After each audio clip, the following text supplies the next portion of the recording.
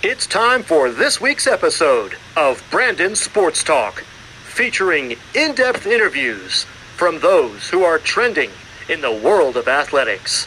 And now, here's the host of Brandon Sports Talk, Brandon Pate.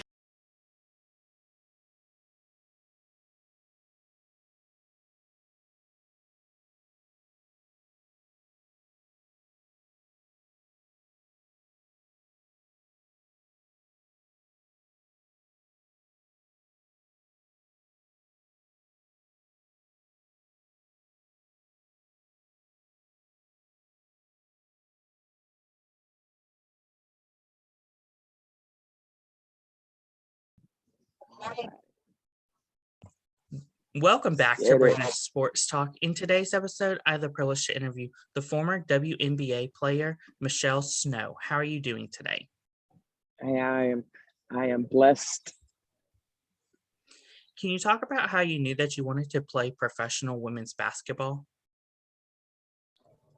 Yes, I knew I wanted to play professional women's sports before there was ever a league. Back then, when I grew up, no WNBA, no ABL, so it would be going overseas to play. And I was perfectly okay with that because I love the sport that much. I wanted to just be around it and immersed in it as much as possible. And then my junior year, in '96, we had the Olympics, and then the WNBA followed soon after. And I realized I had the opportunity to actually stay home in front of my family and friends and play as well. What was your college time like playing for Tennessee Volunteers? It was like two people butting heads for 4 years. Me and Pat are a lot alike. And as you know, people who are a lot alike tend to butt heads a lot. But she's probably the older, obviously wiser version of me. So it was a ton of fun because we got to travel all over the world. I got to play against the best players night in and night out. Even in practice, like you were playing against the very best people. And the best part for me was, like she said, once you graduate, you'll get it. And I did. You begin to realize like why she's so tough on you. She's just molding you and bringing the absolute best out of you. And if you're not used to that, you can take it as, oh, I don't do anything right. You play that victim role a little bit, and she just teaches you how to take responsibility for yourself, accountability, and to own your destiny. It's probably the best piece that she taught. Don't allow anyone to control you. What was it like putting on the orange uniform for Pat? You can't describe that feeling. It's an exhilaration that runs from the crown of your head to the sole of your feet every single time you put it on. And you walk through that tunnel and you have over 10,000 fans screaming different shades of orange from all the way up to the rafters.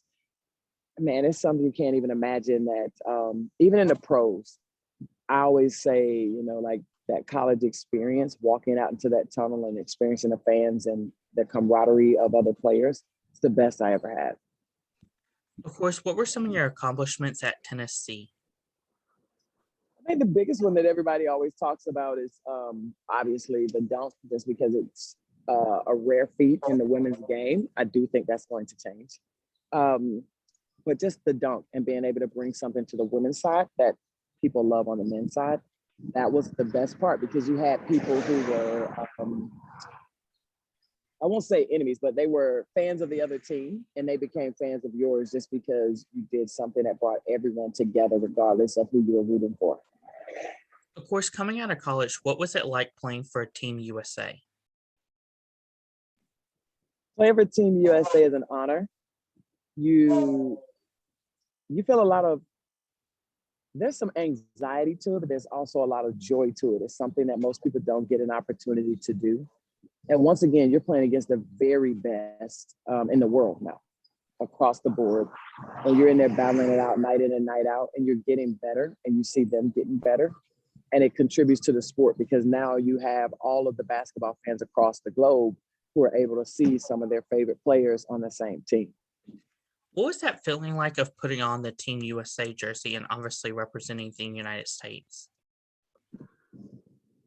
For me, I enjoyed it, but the best part of it for me was my mom's reaction, like how proud she was. And, coming from a small town to now representing globally, that was the best feeling, is looking back at your mama being like, I told you we could do so many things with basketball. I told you it would take us all around the world, and for her to be able to experience that. What was it like, obviously, in 2006, winning the world championship? Oh, man. There's so many things that people don't know about that happened off the court. It's great. I mean, of course, you winning the gold, but I think the best moment was all of us taking everything that we had in our luggage and giving it to the locals, because some of them didn't have shoes. Some of them didn't have the things that we take for granted. For me, that was the best part, of seeing some of the best people in the world making a difference on a local level. What was it like coming out of college from Tennessee, getting drafted to the WNBA, to obviously Houston? Coming from the University of Tennessee and being drafted into the Houston Comets was a lot of fun. You got 4 straight back-to-back championships. You got one of the best coaches in Van Chancellor. It was almost like going back into Tennessee, and now instead of you being that senior that just left the Final Four, you're actually the rookie again, and you got to fight and claw your way back in to show that you deserve that playing time. But you're also learning from other people who have different points of views. They play different than Tennessee, and it just enhances your game and your mindset.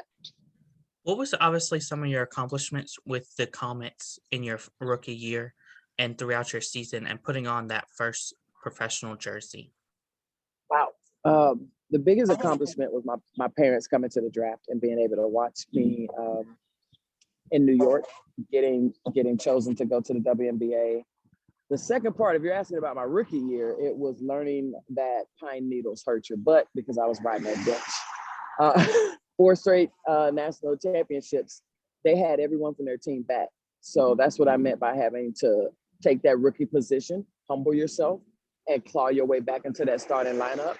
And then from there, I had an opportunity where our center actually got injured, and I went from the bench to most improved in the entire WNBA to all-star to back fighting to get on the national team.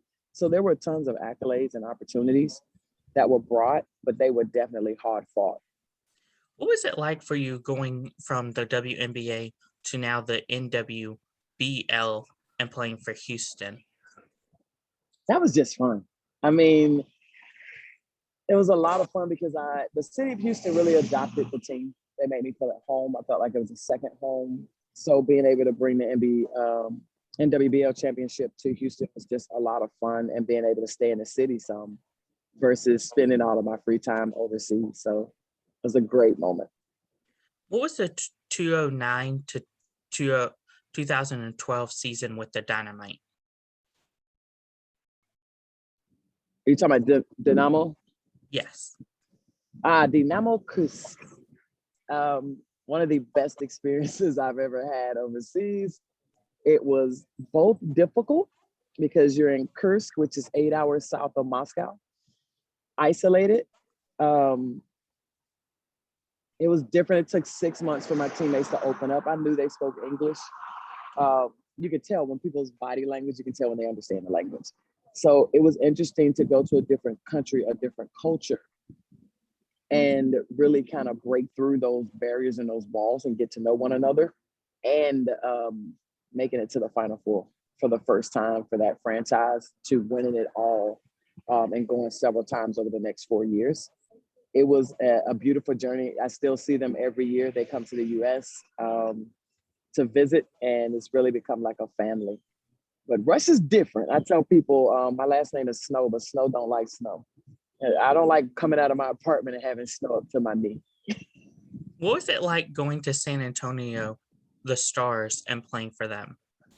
Oh, come on, man. You're teaming up with Sophia Young, Becky Hammond, Shamiqua Holdsclaw. So it's fun going back and playing with Shamiqua from my college days. And then obviously no one knew the extent we knew Becky was a beast, but I mean, what she's done now in hindsight, I'm not surprised. I treasure the opportunity where I got to play with her and learn from her. and from the San Antonio franchise, with Pop being around, I really respect him as one of the absolute best coaches in the NBA, where he takes raw talent and builds it into those dynamic players. So it was just fun being in. It's different. San Antonio is different from most cities. So, but you learn a lot by going there.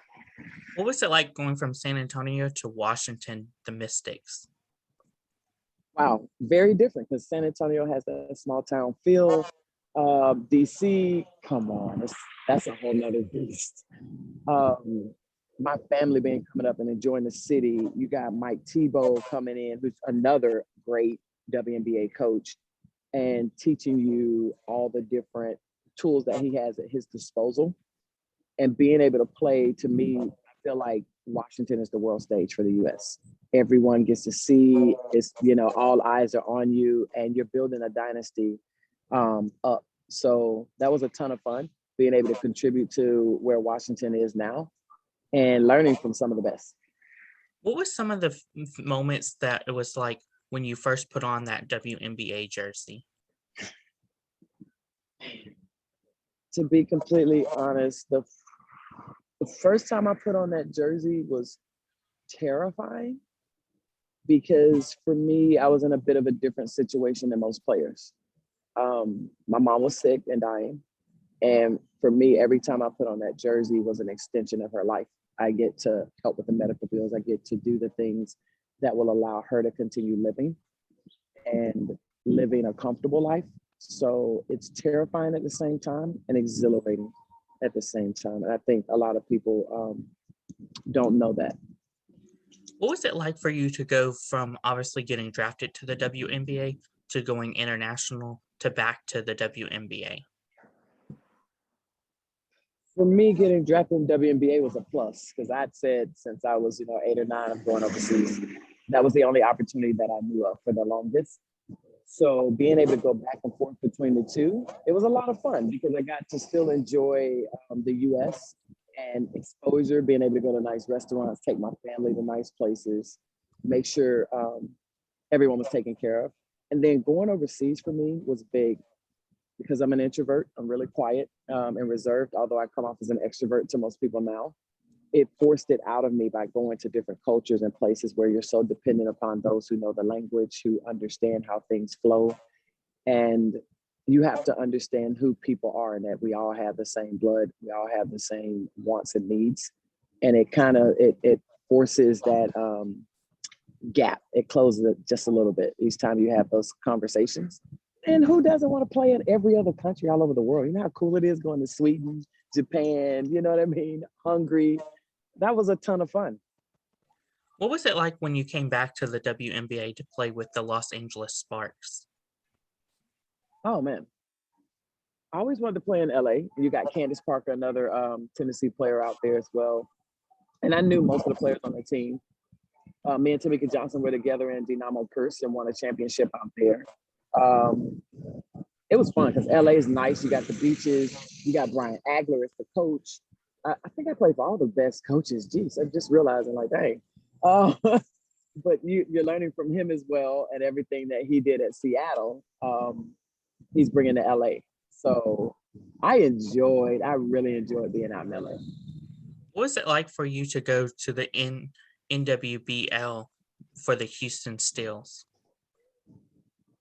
Well, once again, it was just fun. It's just another opportunity to bring something new to Houston while still being able to enjoy the off season as much as I could. And I've met a lot of cool players. So it's fun. You get to help other players develop and kind of show them the ropes and the possibilities that are available for them.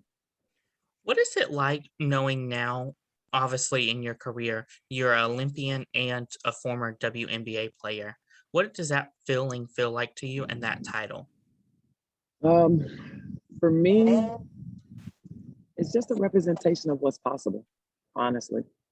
It's showing these young girls that it doesn't matter if you come from a small city. It doesn't matter if no one believes in you, if you don't have the support. You just got to have the belief in yourself. Find others who've done what you're trying to do and duplicate the process that they give you and that they share with you because it is possible. Of course, what are some similarities and differences between playing in the WNBA and going overseas and playing? Ooh, wow. There are a lot of differences. For instance, you got trainers carrying your shoes, the uniforms are washed. The WNBA makes everything as easy as possible because you're playing every other night. You're traveling all the time. It's more of, I would say, the NBA type of lifestyle, whereas overseas is still the bomb. It's amazing. Um, it's different in so many ways, from calling a timeout and you don't speak the language, so you don't know what they're saying. And they're just pointing at you. Everybody's pointing at you. The ball's coming to you, and you got to figure things out really quickly. You have teammates trying to translate while listening to the coach. There's so many different dynamics that go into playing overseas, even from ordering food in a restaurant, traveling when you get into the country and you're going through customs. Some countries, what are you doing here? Why are you here? There are many different components to it. You learn to be very aware of your surroundings and where you are. You learn to communicate better and to have clarity so that you can have those conversations with teammates and make sure you win. Because if you can win and you can get to the finals every year, you're going to have a long career overseas. And if you can get along with teammates and people different than yourself. What are some similarities and differences between when you were playing in the WNBA to now the players that are playing in the WNBA, like Sabrina Iguodala? I always say I was before my time. When I played, it was more of the cornbread post. The game was very different. Even NBA was like that. And it has transitioned to now you see more players like myself, post players that can step away from the basket.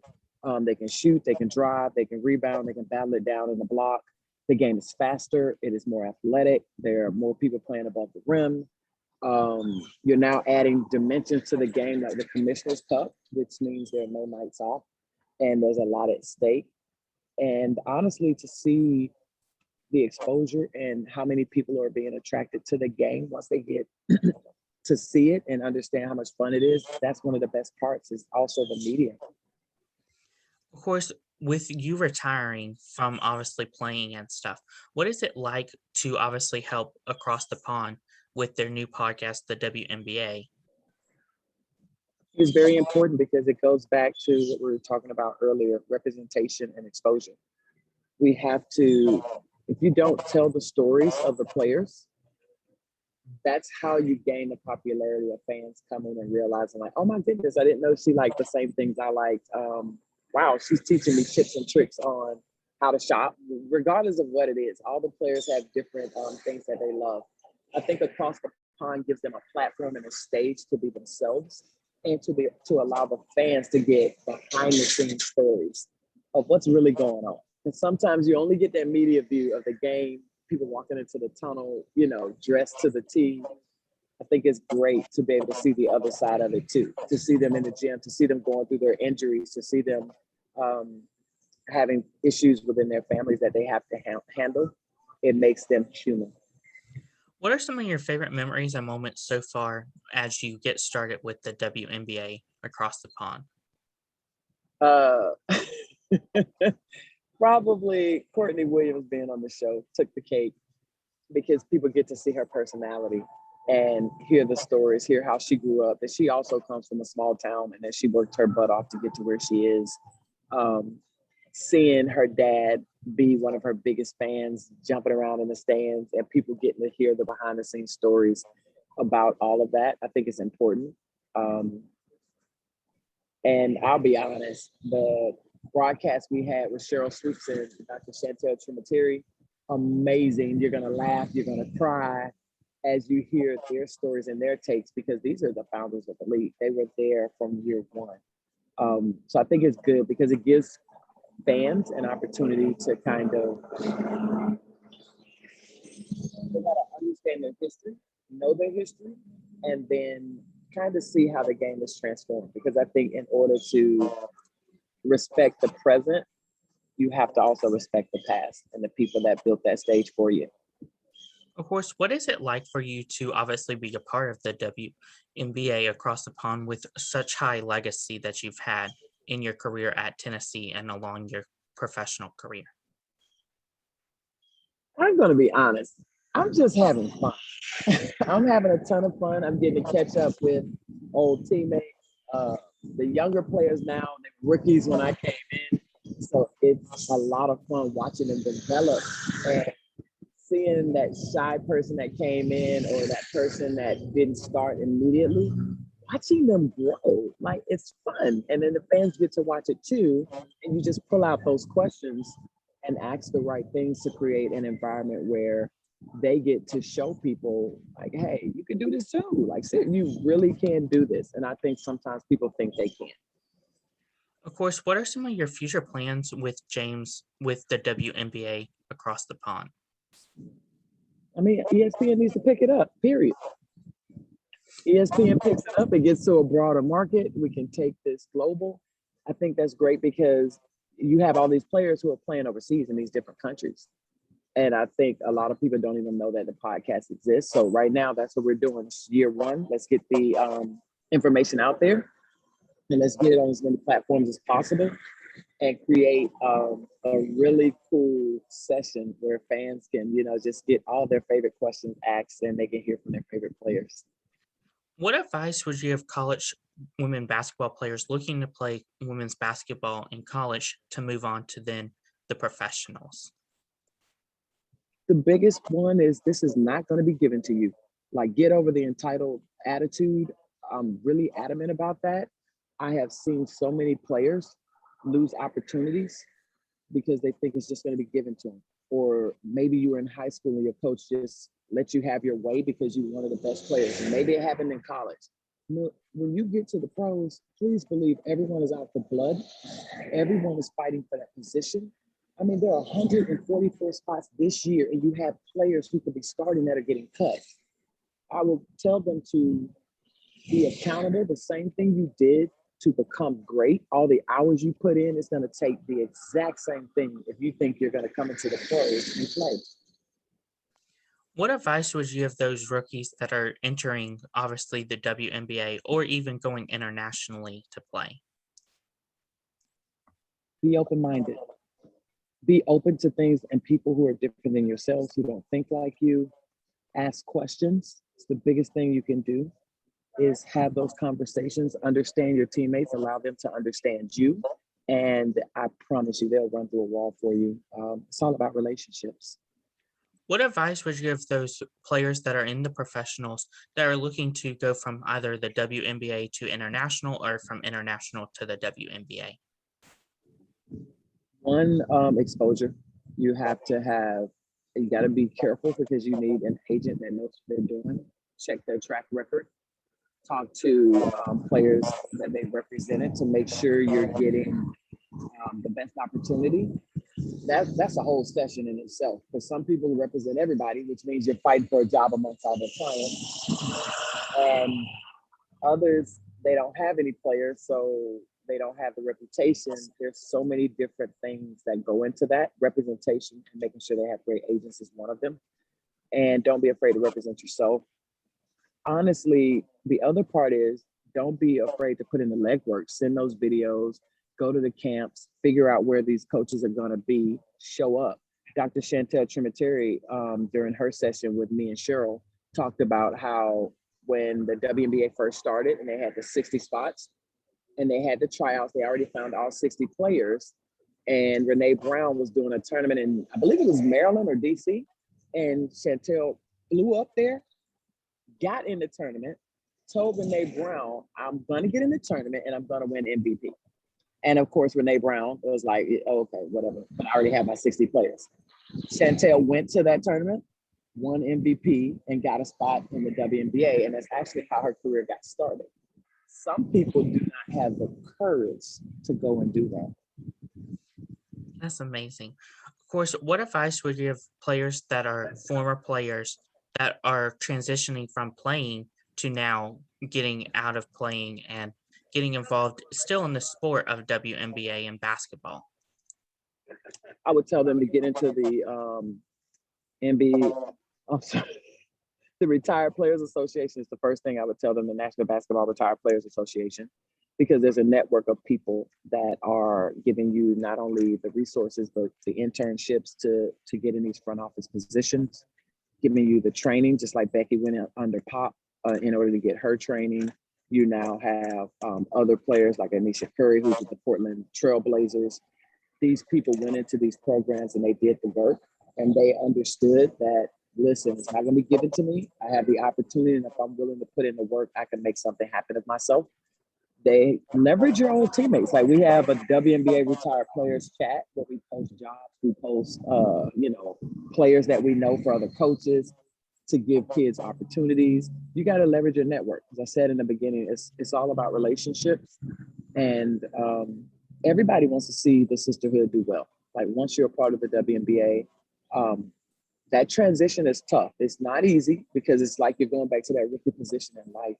You got to figure out what you want, what your passions are. And sometimes you're going to have to tinker around a little bit to figure out what it is. And once you do, you just need that sisterhood to have your back. That's wonderful advice. Where can my listeners find you at on social media? I'm on everything.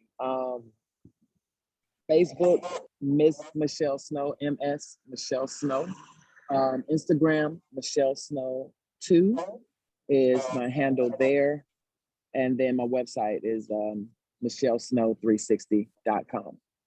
Thank you again, Michelle Snow, for your interview, and best of luck in your future, obviously, with the Across the Pond WNBA podcast.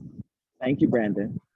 You can find Brandon Sports Talk on Facebook at Brandon Sports Talk, Instagram at Brandon Sports Talk, Twitter at Talk_Brandon, and you can find me on YouTube at Brandon Sports Talk. Don't forget to like, comment, and subscribe. Thank you again, Michelle Snow, for your interview, and best of luck in your future. Thank you. You've been watching Brandon Sports Talk.